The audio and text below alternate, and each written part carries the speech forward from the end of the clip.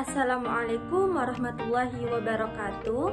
Nama saya Listia Putri dari kelas 8C. Hari ini saya akan menjelaskan beberapa informasi terkait teks persuasi. Yang pertama, teks persuasi adalah ragam teks yang berisi pendapat terhadap suatu permasalahan aktual disertai argumen dan data untuk mendukung pendapat dengan tujuan mengarahkan pikiran pembaca atau pendengar sehingga mengikuti apa yang disampaikan oleh penulis. Nah, teks persuasi juga memiliki arti sebagai teks yang berisi ajakan, saran, bujukan, imbauan, pengaruh, arahan, larangan, atau perintah kepada seseorang untuk melakukan suatu hal sesuai dengan tujuan yang ingin dicapai oleh penulis teks tersebut. Tujuan teks persuasi adalah untuk memengaruhi pikiran pembaca atau pendengar sehingga mampu mengikuti apa yang dikatakan oleh penulis. Ciri-ciri teks persuasi. Teks persuasi memiliki ciri-ciri sebagai berikut. Yang pertama, pernyataan atau isu yang disampaikan berusaha meyakinkan pembaca atau pendengar. Yang kedua, argumen dan data yang disampaikan dimaksudkan untuk membuat pembaca melakukan apa yang dikehendaki oleh penulis. Yang ketiga, untuk mendukung pendapat yang disampaikan. Penulis menyertakan bukti berupa data dan fakta. Serta yang keempat, pernyataan disampaikan dengan pendekatan emosional rasional untuk meyakinkan pembaca atau pendengar. Nah, teks persuasi terdiri atas 4 bagian. Ada bagian awal atau pembuka, bagian tubuh atau penjelas, dan bagian penutup. Yang pertama ada pengenalan isu. Bagian awal dalam teks persuasi merupakan paragraf awal yang berisi pengenalan tentang tema atau permasalahan umum yang dibahas atau topik besar. Bagian awal disajikan secara singkat, hanya satu paragraf atau beberapa kalimat. Pengenalan korteks perlu dicantumkan di awal agar pembaca memahami hal yang akan dibicarakan pada bagian selanjutnya. Selanjutnya ada argumen. Bagian tubuh merupakan bagian inti dalam teks persuasi. Pada bagian tubuh ini menjelaskan pokok-pokok masalah atau penjabaran masalah, disertai argumen dan data untuk mendukung atau menguatkan argumen tersebut.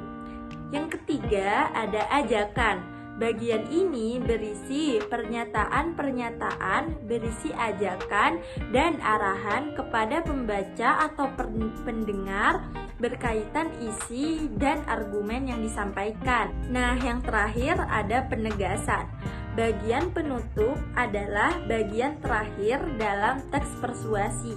Bagian penutup berisi penegasan, harapan penulis, dan tindakan yang harus dilakukan pembaca. Penulis dapat menegaskan maksud dan tujuan dengan kalimat ajakan pada bagian penutup ini.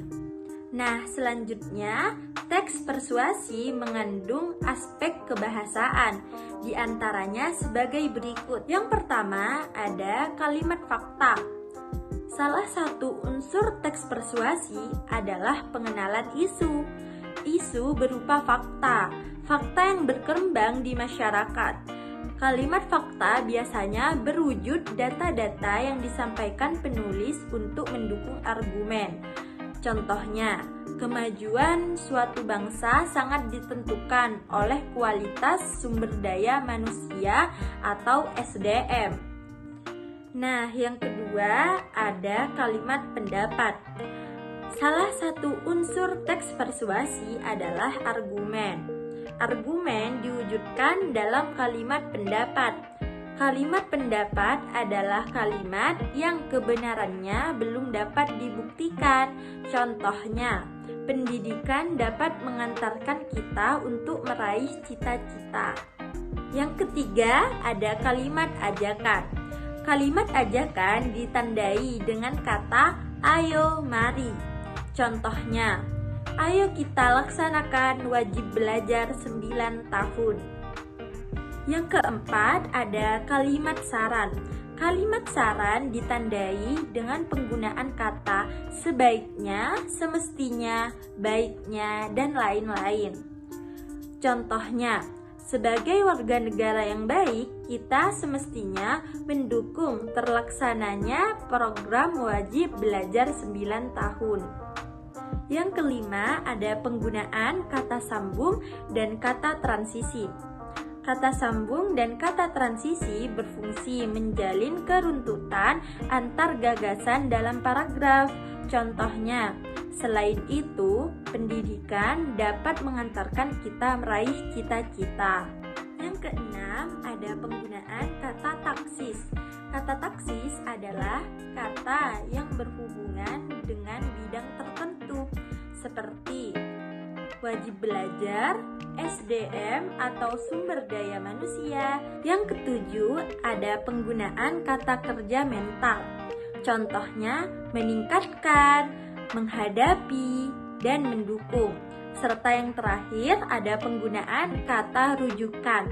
Contohnya, ini, itu, tersebut. Nah, ragam teks persuasi selain tertulis juga dapat disampaikan secara lisan.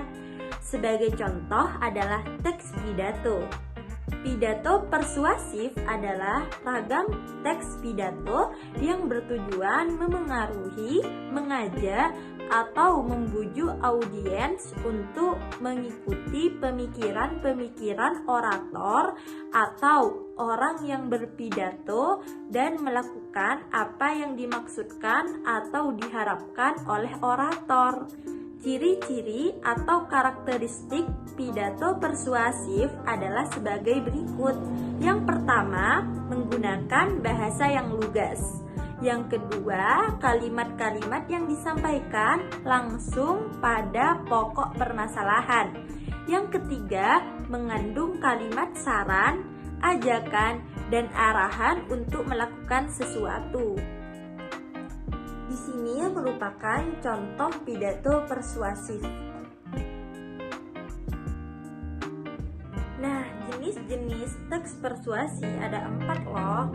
Yang pertama, teks persuasi politik. Teks persuasi politik tentunya akan berhubungan dengan tujuan politik dari seorang calon maupun partai tertentu. Biasanya, teks persuasi jenis ini akan muncul di berbagai media seperti baliho kampanye, orasi politik, hingga semboyan yang digunakan oleh calon maupun partai tertentu. Yang kedua, ada teks persuasi pendidikan. Teks persuasi pendidikan adalah suatu teks yang dibuat dengan tujuan untuk membujuk para pembaca agar bisa bertindak dan berpikir sesuai dengan konsep dan tujuan dari pendidikan.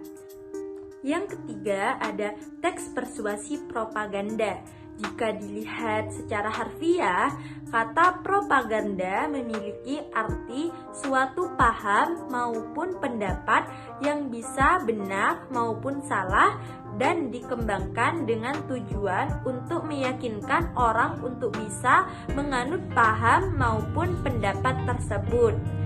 Itu artinya, teks persuasi jenis propaganda memang ditujukan untuk mengiringi opini orang lain agar bisa lebih percaya atau tidak mempercayai suatu hal. Serta yang terakhir ada teks persuasi advertensi. Teks persuasi advertensi atau iklan, di mana tujuan dari dibuatnya teks persuasi ini adalah agar bisa membujuk para pembaca lebih tertarik atau setidaknya tahu lebih jauh tentang suatu produk maupun jasa yang sedang ditawarkan oleh para pembuatnya. Sedangkan tujuan akhir dari teks persuasi iklan ini adalah agar para pembaca melakukan proses transaksi pembelian atau menggunakan produk yang ada di dalam iklan tersebut. Saya akan membacakan teks persuasi bertema kebiasaan merokok. Kebiasaan merokok. Budaya rokok sungguh kental di Indonesia. Meskipun sudah disediakan bilik khusus rokok di beberapa titik, tidak menutup kemungkinan akan ada saja orang yang masih merokok di sembarang tempat. Padahal rokok yang berisi cacahan daun tembakau kering ini memiliki banyak sekali bahan kimia seperti nikotin, tar, dan masih banyak lagi zat-zat yang berbahaya lainnya. Katanya, rokok dapat membuat lebih konsentrasi dan meningkatkan mood agar menjadi lebih baik. Tapi, itu semua hanya semu belaka. Faktanya, RSUP Dr. Sarjito kerap mengingatkan bahaya merokok yang dapat menyebabkan penyakit paru obstruktif kronis, bronkitis, hingga kanker paru akibat adanya efek karsinogenik. Rokok juga dapat menjadi candu yang menyebabkan pengguna sulit untuk berhenti. Tak hanya untuk perokok aktif, perokok pasif pun dapat terkena dampak dari asap rokok yang ditimbulkan. Badan Kesehatan Dunia atau WHO menyebutkan bahwa terdapat kasus kematian dari perokok pasif sebanyak 890.000 dari jumlah kematian 7 juta perokok aktif di setiap tahunnya.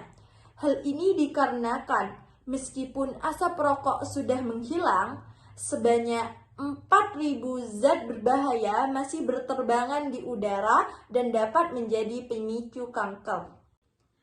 Tapi jangan khawatir, tidak ada kata terlambat untuk melakukan perubahan yang lebih baik. Kita mendapat tubuh yang baik, sehat dan sempurna ketika lahir. Maka dari itu minimalisir segala hal yang dapat merugikan tubuh dan juga orang lain. Menjaga kesehatan semaksimal mungkin salah satunya adalah dengan tidak merokok. Jangan sampai varian penyakit datang hanya gara-gara kita merokok. Ayo bersama-sama sayangi diri sendiri, keluarga, dan orang sekitar Anda dengan tidak merokok. Mari berhenti merokok. Nah, yang terakhir, langkah-langkah menulis teks persuasi. Yang pertama, menetapkan isu utama sebagai tema penulisan persuasi. Yang kedua, menulis beberapa argumen yang berkaitan dengan isu utama tersebut. Yang ketiga, ada menulis data-data berupa fakta untuk mendukung setiap argumen. Yang keempat, menulis paragraf berisi saran, ajakan, dan arahan bagi pembaca terkait argumen dan data. Serta yang terakhir, menulis paragraf penutup berisi penegasan tentang argumen dan ajakan terkait masalah yang dibahas. Mungkin itu saja yang dapat saya sampaikan terkait teks persuasi. Jika ada kurang lebihnya mohon maaf. Wassalamualaikum warahmatullahi wabarakatuh.